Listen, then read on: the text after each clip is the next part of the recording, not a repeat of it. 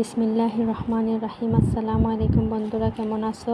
আজ আমি তোমাদের সাথে শেয়ার করবো এই মাছগুলোর ভর্তা। আমি এই মাছগুলো প্রথমে বেছে নিয়েছি, এবার কাঁটা ছাড়িয়ে নেব। কাঁচামরিচ আর পেঁয়াজ নিয়েছি, এবার সরিষার তেল দিয়ে বেজে নিচ্ছি।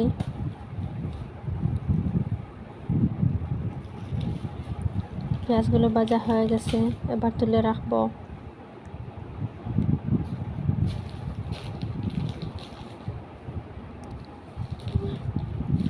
কয়েকটি লাল মরিচ নিয়েছি স্বাদ বাড়ানোর জন্য। এবার মরিচগুলো ভাজবো। মরিচ ভাজা হয়ে গেছে, আমি এখানে মাছগুলো কাটা ছাড়িয়ে নিয়ে রেখেছি। এবার সবগুলো উপকরণেতে দিয়ে দেব।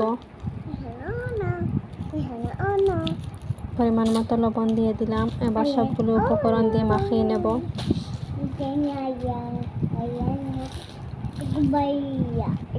মাছ ভর্তার স্বাদ তখনই বাড়বে যখন আমরা ভালো করে মাখিয়ে নিতে পারবো।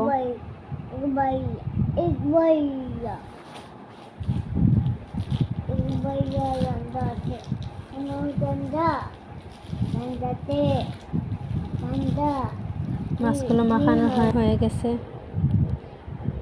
এই মাছ ভর্তা তোমাদের কেমন লাগলো কমেন্টে জানাবেন। আসসালামু আলাইকুম বন্ধুরা, আমার সাথে থাকার জন্য অনেক অনেক ধন্যবাদ।